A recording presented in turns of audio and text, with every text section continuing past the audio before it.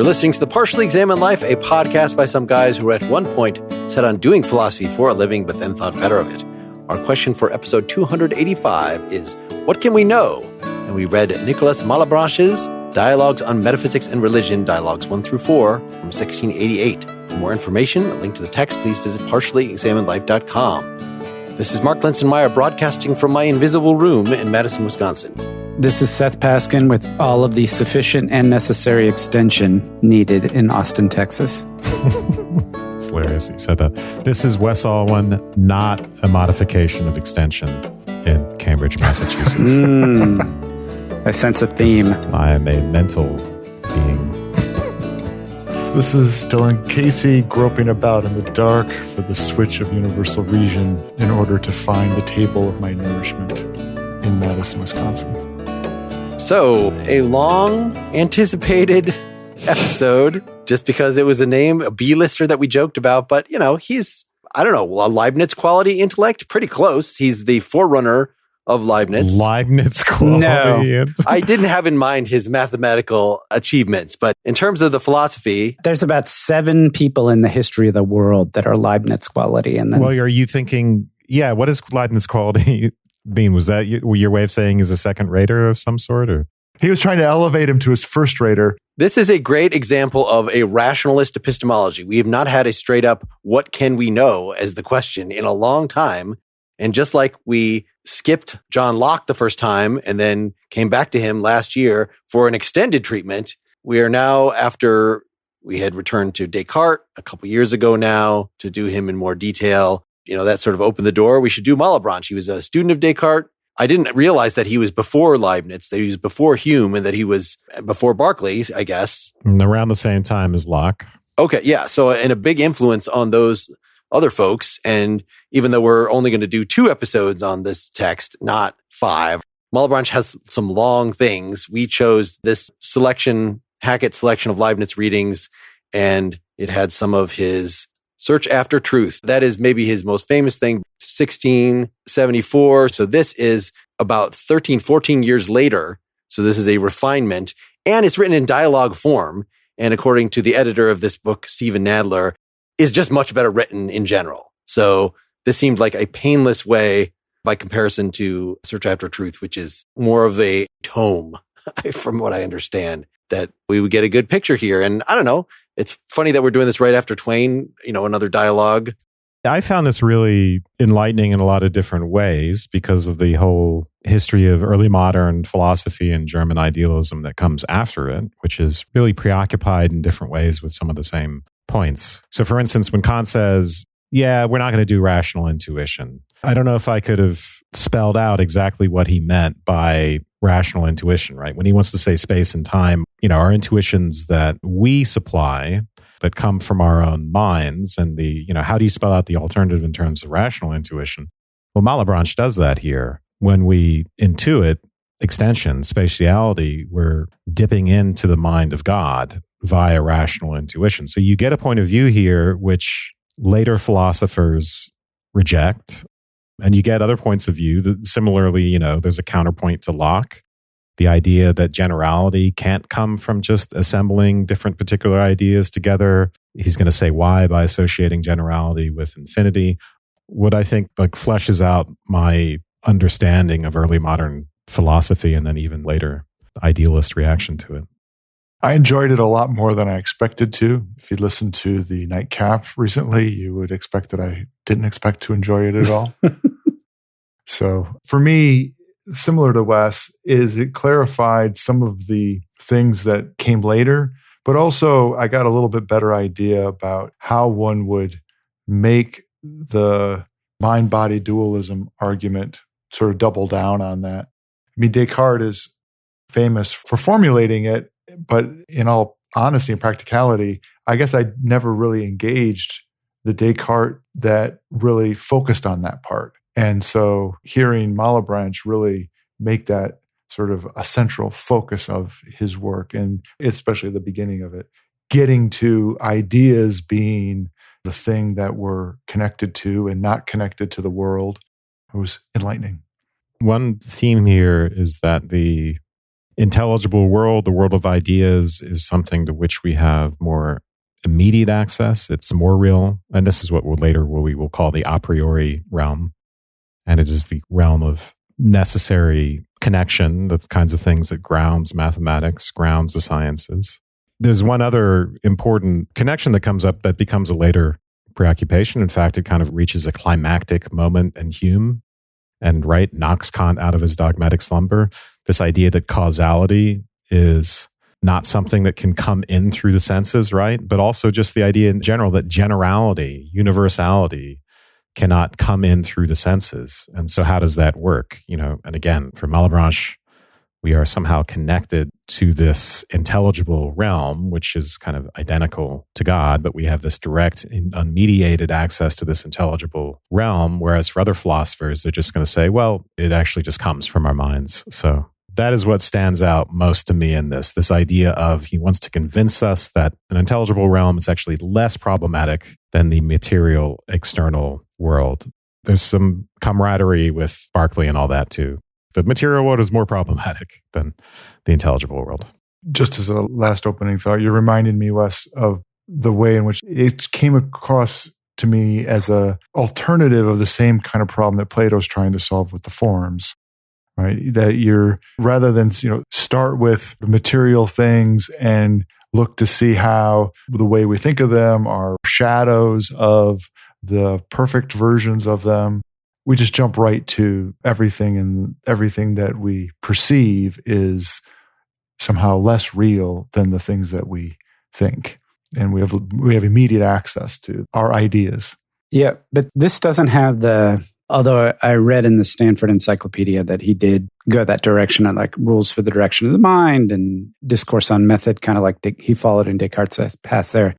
It doesn't read like a traditional skeptical epistemological thing. He's not trying to solve the skeptical problem or anything like that, which is actually the refreshing part about it, is that he's not talking about we could be mistaken here or there. He's got some, very interesting observations about why the intelligible world is quote unquote truth, whereas the sensory world is not. But he's not playing around with notions of your epistemic grasp of the sensible, and he's not trying to ground or anything like that. I thought he was, right? I thought he did the Cartesian doubt. These guys aren't skeptics. They use skepticism as a reductio ad absurdum, right? Descartes was anti-skeptical. He's anti-skeptical. But they bring up the skeptical arguments in order to get us where we want to go. So I'm just saying that's not the flavor of the dialogue. Yeah. He brings up, for instance, the idea that, like a brain in the vat thing. God could be controlling your brain fibers such that you have experiences of things that aren't really out there in the external world. Same sort of, very Cartesian stuff. Sure. I'm talking about style, not about substance. Because it's a discourse, because it's a teacher-student kind of dynamic, because it's the seeker after truth thing, it's not the tediousness that comes along with, but couldn't you be mistaken about your perception of the stick in the water? Doesn't that tell you that just something? It doesn't have that kind of tone to it. He has some very, very direct and I think clear ways of articulating about how you cannot get to the general from the particular or the universal from the particular, and that don't require that kind of rhetorical flourish, which is what I was worried when I started reading it, that's where we were going to come to. The framing device is that you got these two characters, Theodore and Aristes. And Theodore is the teacher. Aristes is his jocular, he said, fun-loving companion. But Theodore is telling him, quit your clowning around. All your cleverness, all your saying things that please the world, this is all shallow nonsense. You got to close your senses, all the things which you took to delight you, that you used to delight others. I'm leading you instead to an intelligible, meditative kind of state, looking inward. If you can shut all of your senses down, that would be even better, right? And they have a thing at the beginning, should we turn the lights off? Well, no, even the dark might freak you out. Just kind of make it neutral so you can get in the state where you're really paying attention, really doing phenomenology. I mean, it is kind of like an assisted Cartesian, instead of the one guy sitting down in his chair, it's like, I'm going to sit you down in your chair and try to make you do this reflection and look inward. This is really the most Platonic feeling figure from the modern era, more so than Descartes in my mind, that it ends up being very much, you're kind of getting out of the cave. It's just that for Plato, it makes it sound really hard to get out of the cave, that, we're just locked in there, our ordinary experience. But for Malebranche, actually your normal perception of things, it seems actually this changes during the dialogue. I don't want to kind of spoil this arc here too much because it's not going to make sense. But the way he seems to start it is that why I said in my intro that I'm in my invisible room is that, strictly speaking, the world that we walk around in is not the world that we even perceive. It's sort of the intelligible world, right? Concepts, generalities, infinity, all these things are informing our everyday perception. And so it's like the magic from outside the cave is already there in our everyday experience. It's only as the dialogues go on that he wants to emphasize how many snares there are. And the skeptical stuff that you were talking about, Seth, really does come up by dialogue 3 and 4, I guess, where he's talking specifically about how sense perception can mess with you. So there's sort of different parts of our experience that you can pay attention to. He even refers to it as a confused double call, that you say something to me, Theodore, I answer, there's a voice in me from the intellect and there's a voice in me from the senses. And those are giving me different answers. And I choose the intellect is the overall lesson. Yeah, it is. But there are times, especially when he gets out of this just sort of staring googly-eyed at the universal light of reason, right? And just talking about how glorious and wonderful it is, where he gets down to brass tacks in demonstrating how you think through a problem. It becomes really, really efficient causy, very mechanistic. The way you got to think through this is that one thing's linked to another, links to another. And so the chain of reasoning aspect that comes through in rationality becomes really, really manifest. So I'll be interested to talk about that aspect of it. He clearly makes it, well, that's how ideas work. That's how we think about the world. We think clearly about it by having this chain of reasoning that happens. But it's the way you have to think clearly about it to sort through something is incredibly and decisively mechanistic. Yeah, this is the third dialogue, right? Yep. So he wants to give an explanation of resonance between two vibrating strings. And he wants to say, and we can talk about the details later, but, we better, because we're going to do that. Yeah.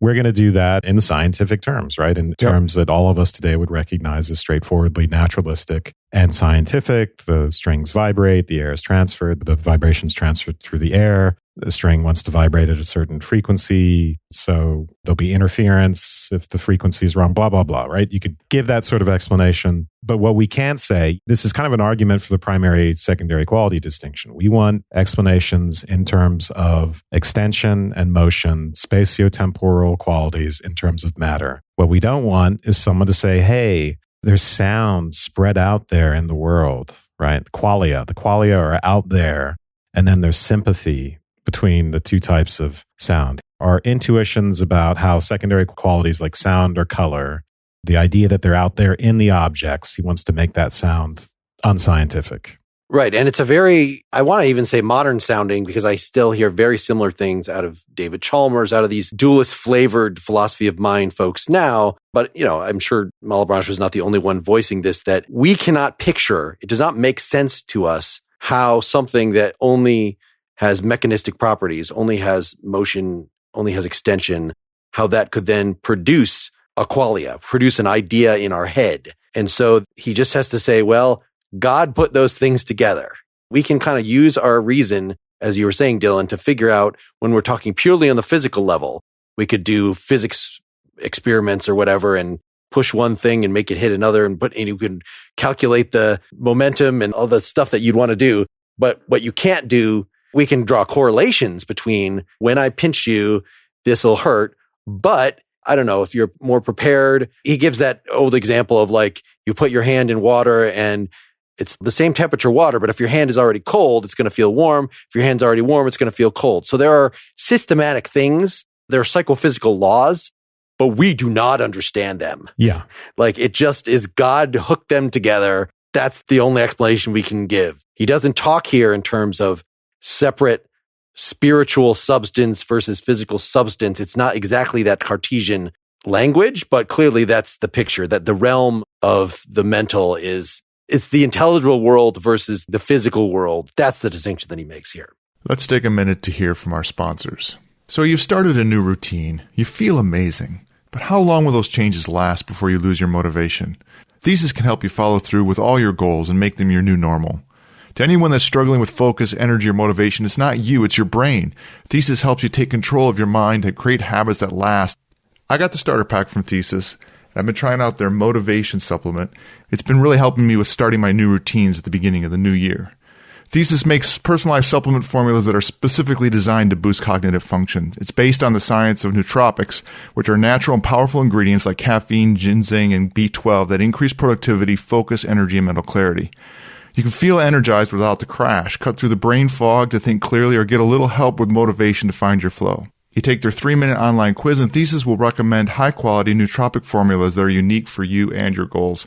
Over 60,000 entrepreneurs, lawyers, engineers, busy professionals, and parents have used Thesis to get better results at work and at home. Imagine what you could do with Thesis. Right now, Thesis is offering our listeners 15% off your first starter kit when you visit takethesis.com/PEL. Go to takethesis.com/PEL to take this quiz and discover your unique nootropic combination and save 15% on your first starter kit. That's takethesis.com/PEL. Make sure to use our URL to let them know we sent you. When you give to charity, how much impact will your donation actually have? This question can be hard, if not impossible, to know. Most charities can't tell you how your money will be used or how much good it will accomplish. You may know it will theoretically help a cause, but how? Or more importantly, how much?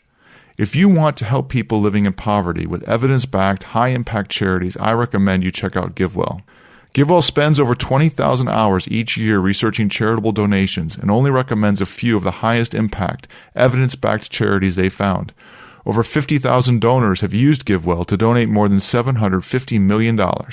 Rigorous evidence suggests that these donations will save tens of thousands of lives and improve the lives of millions more.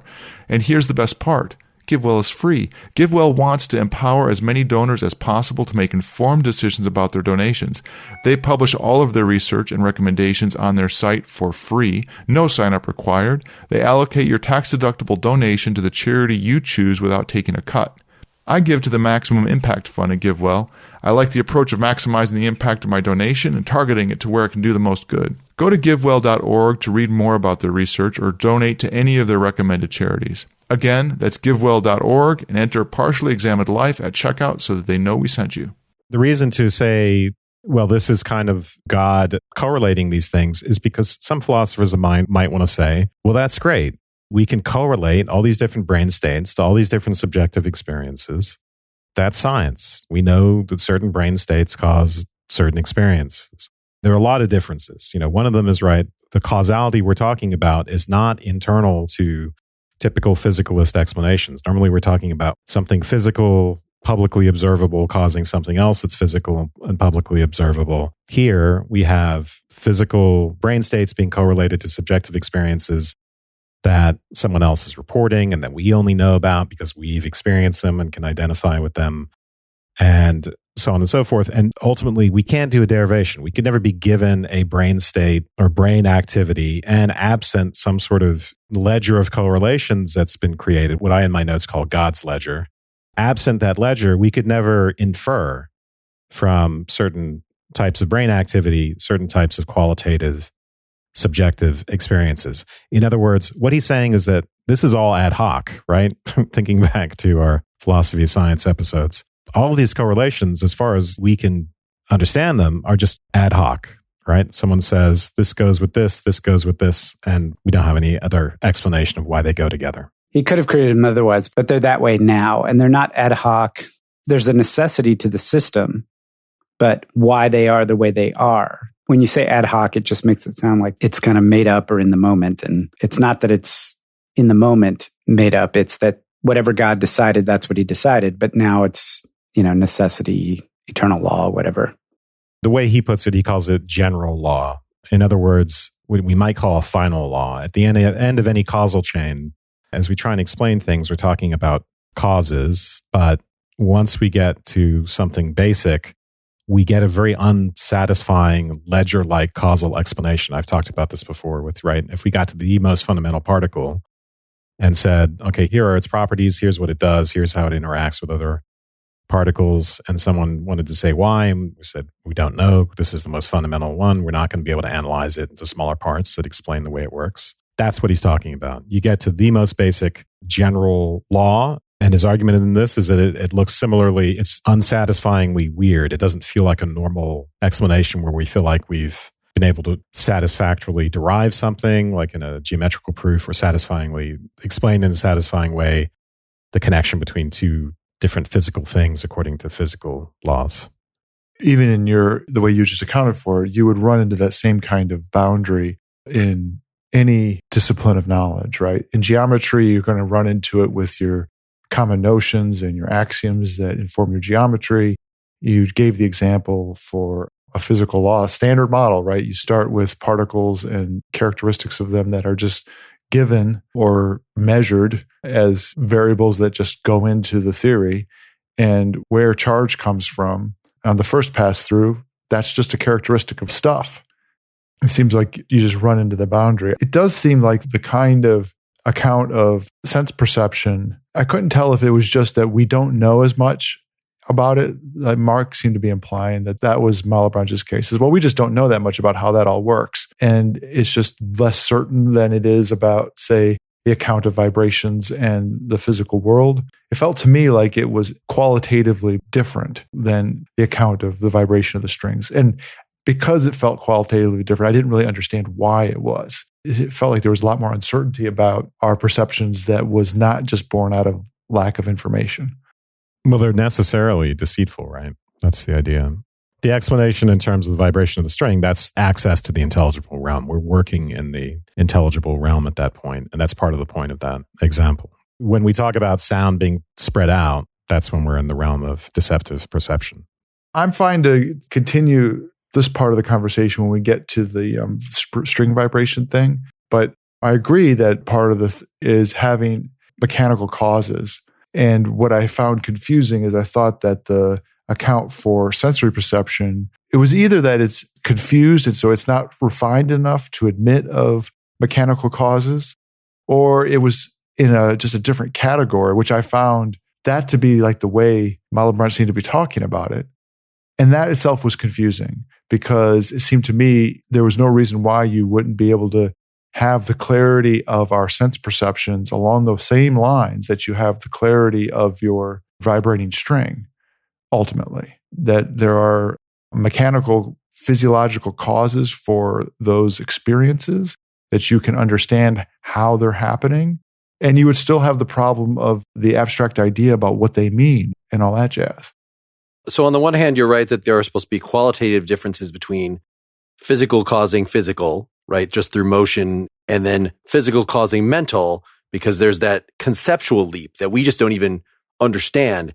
However, I'm also reading this through, I don't think we've explicitly said, the reason we're doing 2 episodes here, besides that it was just too much effort for us to figure out like a selection for 1 episode, is because the thing that he is famous for, which Wes referred to at the beginning, is theory of causation, called Occasionalism. We don't have to define it now. We're going to talk about it at great length next time when we actually read about it. He refers to it several times in this, though. He straight up says, I'll prove this later, but here's what's going on. Okay. The way that it appears in here is in the mind-body distinction, is that you're right. He says many times, things in the body do not directly cause things to happen in the mind. He says all of them, actually, but just in summary towards the end, he'll say, okay, bodies don't cause minds, minds don't cause minds, and bodies don't cause bodies. Right. Okay. So this is where he's going to get with occasionalism. I think he's playing here. I think there's a rhetorical game going on to say, isn't it mysterious how something simply moving around a substance could cause an idea to jump in the mind? And you're going to say, oh yeah, that is mysterious.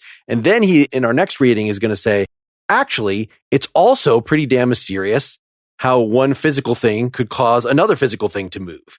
In both cases, we need God to jump in and be the explanation for the actual causation that's going on in every single circumstance. So this is the thing that he was anticipating Hume, that Hume likewise said, this whole idea of one physical thing causing another thing, we're imputing like a mysterious power in the first thing that it somehow.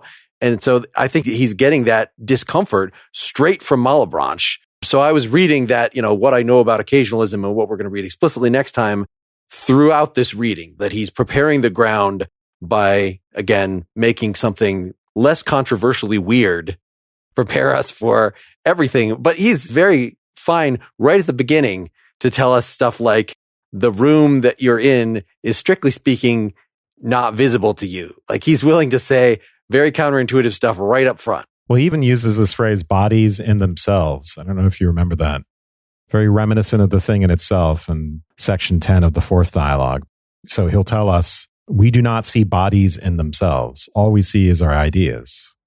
You know, this idea is pretty straightforward by now, right? Well, first there's Kant, and then there's Locke, and distinctions between secondary qualities and primary qualities. But the idea is that what we see and feel and experience when we experience an external room is just kind of a veil of illusion that doesn't give us access to things as they are in themselves, at least the qualia don't, except to the extent, right, that they are extended, that they have these certain scientific qualities to which we do have direct, unmediated access. This is kind of reminiscent of Hegel in a way. It kind of returns to this, but we have direct access to extension as intelligible, to all these necessary aspects of any given experience. But as far as the trappings, the colors, the sounds, all that stuff, that's just in the mind. But he has a different enough way of breaking things down. I mean, of course, seeing this as a step toward Kant's making the distinction between phenomena and noumena is right on. But it's interesting that for Malebranche, the phenomena, the world that we actually are in touch with, that is the intelligible world. That is the world of the forms. That is the world outside the cave. So when you say, well, we don't have access to the physical world in itself, the physical world in itself is like kind of all corrupt bullshit and is not something that he's really that interested in, except insofar as, yeah, we want to give scientific explanations about movement and things like that. But the good stuff, the thing that he's wanting us to really pay attention to, is all going to be in our experience of things. So even the beauty of the sunset. And again, this is something that he changes from the early dialogues. He seems to be saying, you think that you're beholding the beauty of the world around you, but actually the beauty is in your mind, in a shared mental space, right? A shared platonic form-like mental space. That's where all the good stuff is. This thing that you're attributing it to, the real world, that's just kind of, that's just material. You know, it's just substance. It's just extension. So it's not like this, oh, if only we could get to the things themselves, the physical world, like, because the physical world is as Plato. You can't say just extension, because extension is, in these dialogues, like the most important part of the intelligible world, right? Intelligible extension. So yes, extension is like beauty in its intelligible form. It gets complicated, right? Because we have particular extended things that we have access to in part by the fact that they vary in color, right? He brings up the fact that your differences in color allow us to detect shapes, for instance. So we have particular extended objects, which in their secondary qualities, those secondary qualities are not out there, they're not in themselves, but extension per se and other intelligible qualities are access to them even in particular things. Yeah, that's access to something real. It just happens to be in the intelligible realm. We get manifestations of objects that, it's very Platonic, objects that participate in the intelligible realm. This is getting down the avenue of the part that I find a bit confusing. So the way you just talked about it sounded right, that extension is the thing that we have access to in itself. It is part of the infinite. It is the correspondence to being. It's like being. And then particular objects in the world participate in extension. They are instances of extension, but they're all finite. So it's in that way that we get a connection between the intelligible, make it intelligible by it participating in that extension. Mm-hmm. But then there are a whole bunch of other things, that these secondary qualities or whatever, that don't participate in extension because they all just, quote unquote, just happen in the mind. And the parsing out of the infinite, which is intelligible in itself on its own terms, into the particular, which is not intelligible in itself, and the breaking apart of the infinite, which we can hold on its own, into the finite. It's a link between the body and mind, the real and the ideal, that seems to be just kind of cherry-picked. It's an attempt to bridge that connection. What seems cherry-picked? Extension. I guess you could call it being, you could call it anything. He's standing from the intelligible realm, that extension is the thing we have access to. And now the means by which the things in the world are intelligible is because they participate in extension, but only in a finite manner.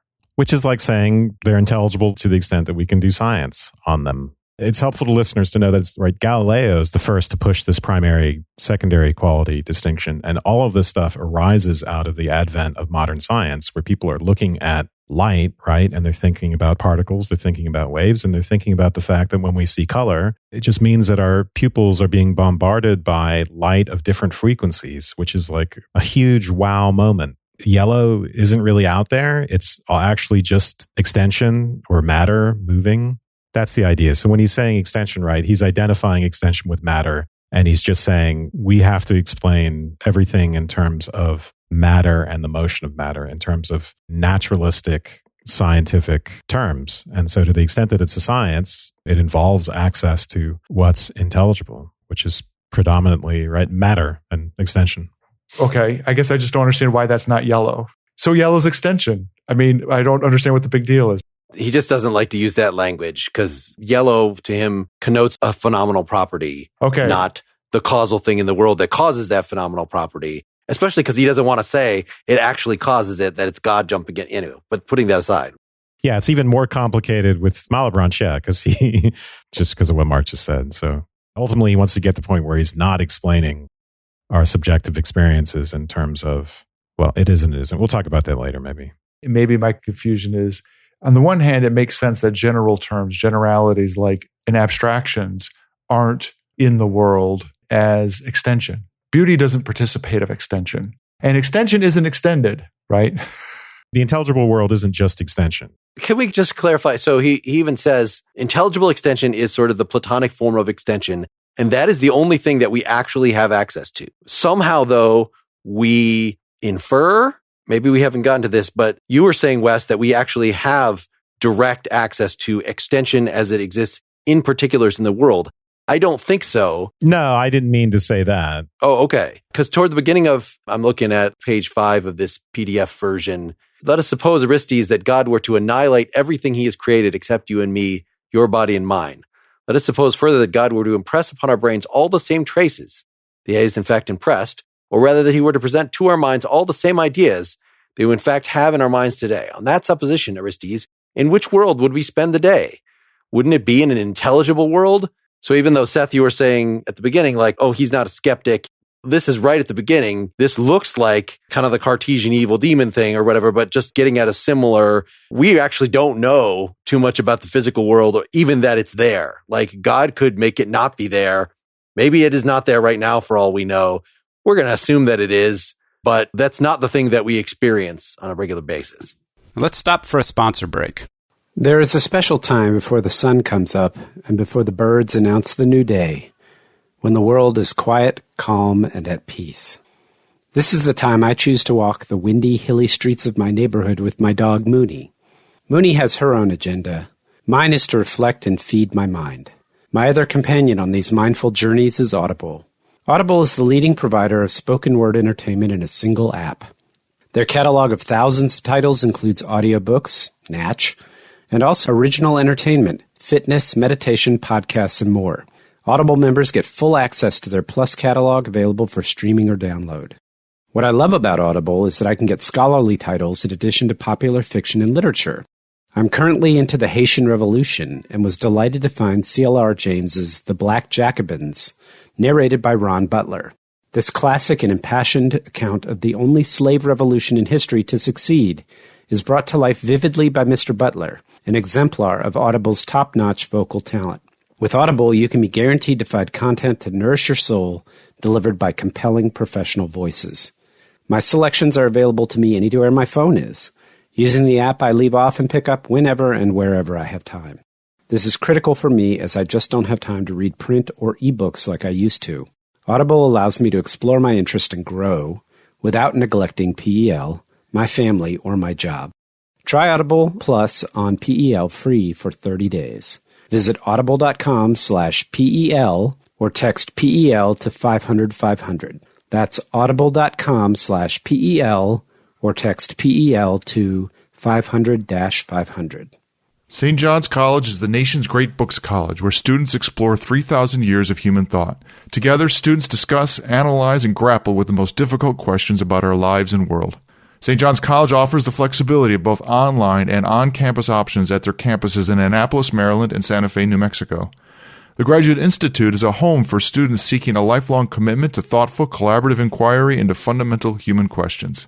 From Aristotle to Aquinas, Wordsworth to Woolf, Herodotus to Hegel, students pursuing the Master of Arts in the liberal arts explore some of history's most influential writers and thinkers. The interdisciplinary degree includes 5 segments: literature, mathematics and natural sciences, philosophy and theology, politics and society, and history. On the Santa Fe campus, students pursuing the Master of Arts in Eastern Classics examine the great books of India, China, and Japan in an Asian studies program that delves both deep and wide into the richness of these traditions. Come join this vibrant community of learners from all walks of life. Learn more about our undergraduate and graduate programs, including online options, at sjc.edu/PEL. Let me clarify my earlier comment just so I can get it off the table. If you are like me, the kind of person whose eyes glaze over when it comes to epistemology and traditional skepticism, and you find the assumption of the difference between mind-body mistaken, and then the attempts to bridge the world with consciousness as tedious, this will not cause problems for you. It does not have that tenor, it does not have that flavor. I was talking about the style, the tone, the feeling, that's it. All right, we'll stop picking on you about that. But Mark, he does do like a straight up brain in the vat version of Descartes, right? Before Putnam does it later on by talking about someone messing with your brain fibers. Basically, as long as you make the brain do the right thing, it's going to have those experiences, regardless of whether there's something actually really out there corresponding to it. But then you're also talking about the problem of particulars. It's at the end of dialogue 3 where he says, whether or not I'm looking at intelligible extension or seeing a particular extended thing is about my mode of access. So he says there's 3 ways of seeing a circle. One of them is I can conceive it, have a concept of it, the eidos of circle.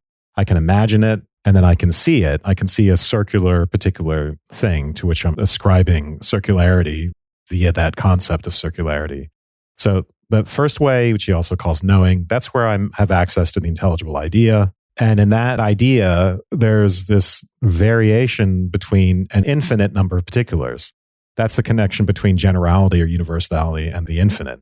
So infinite number of different diameters fit under that concept of circle. And then when I imagine a circle, I fix the diameter. And then when I see a circle, I get other sensory qualities. Maybe I get it in my imagination as well, but aspects like color. The way I put it in my notes, there's one intentional object in a sense, and it just is intelligible extension, which corresponds to what Kant called the intuition of space. So there's intelligible extension, quote unquote, diversely applied to our minds. Diversely applied, depending on the application, we might get the concept of a circle or we might see a particular circle. This still leaves us with the problem of particulars, and we saw this with the German idealists as well.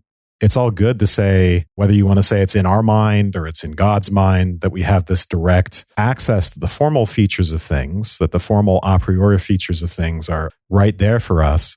It doesn't tell us where the data comes from. In Berkeley, that was clear. It's like, where does this particular desk come from? God is putting it in your mind and my mind, or the ideas associated with it. At the same time, he's coordinated everything. He's making it nice so we have a publicly accessible world in common. That is part of what I don't think Malebranche really, at least yet, and what I've read, has not addressed that problem. So it is weird for someone to say, well, there's just intelligible extension, and then somehow particulars fall out of that. I forgot about this place where this is in dialogue 1 still, where he talks about the difference between special revelation and natural revelation. So in other words, how do we know that creatures, particulars, exist? Well, we have sense perception. That can be wrong. I'm not sure whether he's saying it can be wrong in particular circumstances or it could be wrong all the time. But in any case, we don't need to rely only on it because we also have scripture, special revelation, which is absolutely infallible. So I think he kind of has a backdoor that I'm not going to really worry about global skepticism because the Bible talks about God created stuff. So there is stuff in the world. We might be wrong about exactly how we're perceiving this particular stuff, but we absolutely can know with certainty that there is stuff out there in the world. Yeah, this is just his way of articulating what is it, the 6th meditation? Just saying God guarantees that there really is an external world out there. He's not an evil deceiver. He could do it, but And that's the important part. Could, but doesn't. And I'm sure there's somewhere else in Malebranche's corpus where, just like, I think we even read this in Leibniz in part of his Theodicy, where he was defending, or at least that was in the same book, where he's defending scripture. So much of Malebranche's theology in here, he thinks, is just basic and given by reason. I would imagine that he's going to have something similar to say about scripture, that it's not like we have to go through it wouldn't be to the sixth meditation, right? Just like in Descartes, but to the third meditation. It's probably like more the third or the fourth. But to the third meditation, we establish God, whereas Malebranche's argument for God is, if you can think about God at all, I think we had something similar in Spinoza. It was this simple, then you know that God exists. The fact that you have that idea in your head, it's a form of the ontological argument that the idea of the infinite is something that we couldn't have come up with. Therefore, there has to be an infinity that we're getting it from. It is that simple. Yep. I don't know if that we've hammered up, maybe we should read some quotes or whatever about this basic first dialogue. I almost said meditation. First dialogue, us living in the intelligible world thing and what that actually means. It's really around section 5 that he gets into that. He kind of gives an argument for dualism by saying extension is necessary and sufficient for the composition of material things, but it's not necessarily to the composition of mental states. He's going to wait till later in the dialogue to address a counter-argument that it might be sufficient. So extension is a substance. It's something different than the mind. The mind is another sort of substance. And then you might think, well, isn't the external world the thing that we're most sure about? At some point, is it Aristes? Is that how you pronounce it? Says something to the effect that, I feel when I press against the floor, I kick a rock and I feel it. I press against the floor and I feel it. My sensory perceptions are my surest access to the world in a sense. It's at 5 where he starts to say, actually, it's easier to demonstrate the reality of ideas, right? Just the same way that Descartes says it's easier to demonstrate the reality of ourselves, of our own minds, than the external world, because we have direct access to them, whereas we have mediated access to the external world, which we've gone over. I think at this point, he mentions the whole brain fiber example. The existence of the external world is not necessary to the existence of the ideas that we have about it, and the properties that we see in the external world are not really in it. They're just in our minds. By the time he's getting to 7, that doesn't mean that there's not a mind-independent reality. We need that. And that's where we start to get into this kind of intelligible Platonic world, which is mind-independent in the sense of independent of our particular minds. It's still mind-like, right? It's the mind of God, or it's intelligible, or whatever you want to say about it. But it's not just that when I stop looking at something, it vanishes. He brings up that direct example. So this intelligible world is our external world in a sense. It becomes that for Malebranche. Yeah, and it has transcendent qualities that he ends up worrying quite a lot about. Yes, we know just by thinking about, as I was saying, that you were saying that it is Platonic, that any of our ideas, not just like the ideal form of dog or the ideal form of the number 1, but even a momentary idea that I have about this particular yellow on this particular object, that idea exists as an eternal entity. And he has arguments for that we could stop thinking about it and then we could what shade of yellow does that have again? You could recall it to mind. And somehow these are all supposed to show that it's not just that our mind invents it. It is not recollection either exactly. It's capturing it from this shared mind of God, external, intelligible world. And there are things in that intelligible world, specifically God. This whole intelligible world is kind of God's body. And so there's all this worry in Dialogue 4 of so are we really, in getting hold of the intelligible world, are we perceiving God? Well, in a sense we are. We're perceiving sort of the God stuff, but we're only perceiving God as the side that he shows to us, basically. The forms of ideas that then enable us to make sense of what we take to be the physical world.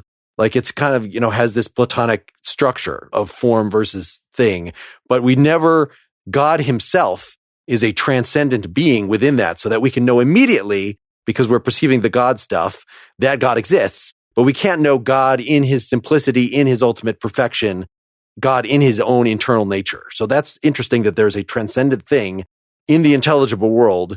It's not just that in the physical world, there's stuff that transcends our experience of it. Intelligible world as well. Someone might want to say, well, if you're saying God is intelligible extension plus a bunch of other things, right? A bunch of other intelligible things, including his perfections. Are you saying that when I look at a particular table, I'm seeing God? And the response to that is no, not in the particular, but only in its formal aspects, only to the extent there is something necessary and intelligible.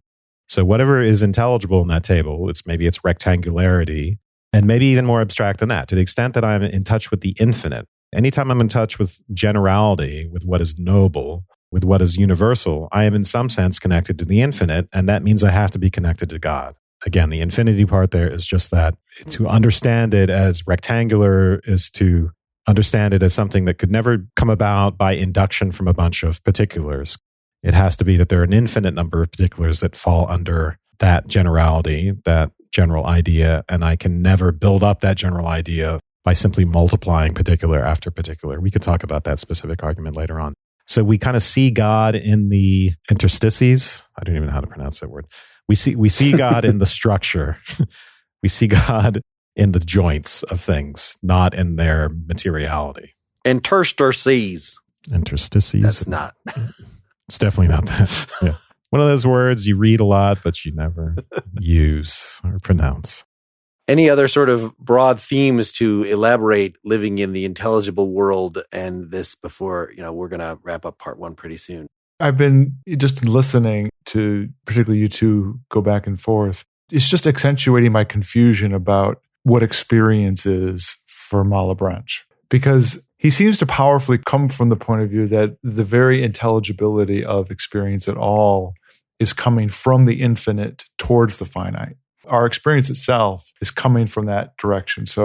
And that is how I know anything insofar as it connects with the infinite. And so then parsing out how the particulars of the world come in to my experience then just becomes a problem. It's almost like a version of the Parmenidean problem. Everything's a one, and all of the particulars are somehow not real. And it becomes confusing and unclear about if it's all a one, how you then have an account of the particulars that inform the world.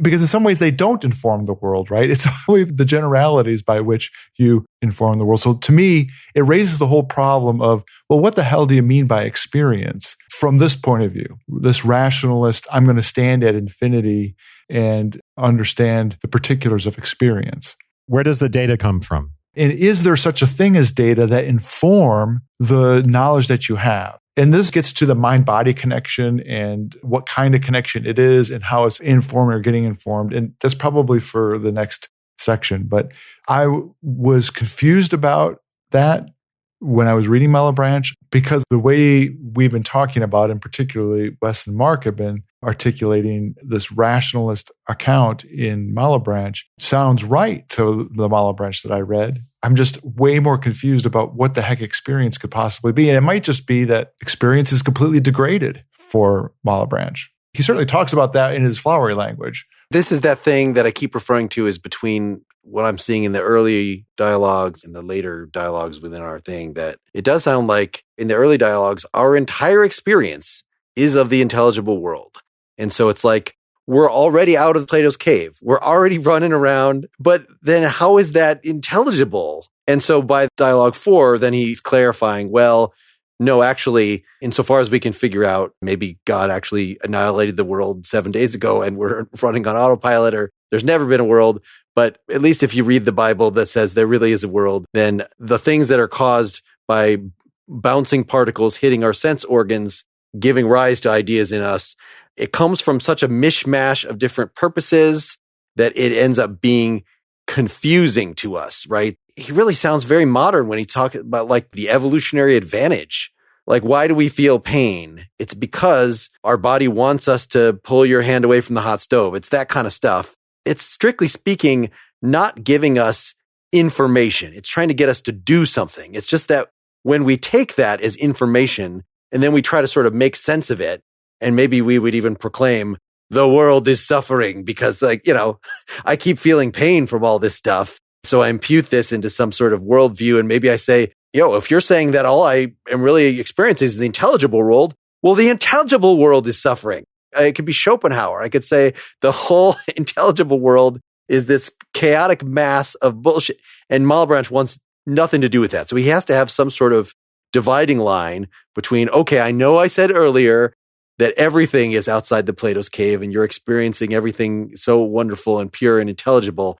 But really, you got to separate those voices, the voice of reason from the voice of the senses. And even though they both give you ideas, and ideas are in the intelligible world, the ones from the senses are just de-emphasize those, put them into perspective, try to understand why you're feeling that way. Don't read too much into them. I think he thinks there are two types of ideas, though. They're not all in the intelligible world. So we have ideas corresponding to sensations. He warns us against the fact that sensory ideas are not corresponding to anything real. But what he is going to say is that for all intents and purposes, our naturalistic explanation of the world is well and good. We have bodies, we have brains. There are objects out there, light bounces off them into our eyes. We have particular experiences because of that. It's just that the because part and all the intelligible aspects of that picture which confer intelligibility are going to get grounded in a interesting ontology, right? So he wants to say causality doesn't work unless I can make this appeal to God. And similarly with every other, extension, every other intelligible aspect of our understanding and knowledge of the world, this is what becomes the a priori. This is what becomes concepts, categories, space, time. These are all the special formal things to which supposedly, if we can have a science, we have a different access to those sorts of things than we do to data, to contingency.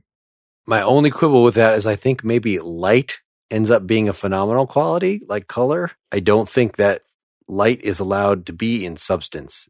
Maybe there's some corpuscular thing. That word means two different things, yeah. Okay, so there's a corpuscular light. Yeah. That is just like every other substance, merely extension, either sitting there taking up space or moving around very rapidly. So light has to be that if we're doing physics. And then there's the light that we actually perceive. A physicalist theory of light is what starts all of this off. And atomism via Lucretius. Atomism and thinking of light as particles hitting the eyes. That is like the beginning of what we know of as modern philosophy and all of its epistemological concerns. All right. Well, in part 2 of this discussion, we will get into more quotes. And I'm sure we'll reveal a few more aspects of this that we have overlooked in this part. If you would like to hear that, you need to become a partially examined life citizen or supporter in some way. There are several ways to do that. You can go to partiallyexaminedlife.com/support and sign up. Next time, we're, as you know, going to go on to read some more dialogues in here, 5 through 8, or there are selections of 9 and 12 in this Malebranche Philosophical Selections book, which we'll definitely get to the occasionalism stuff before we run out of steam. So hope you come back for that.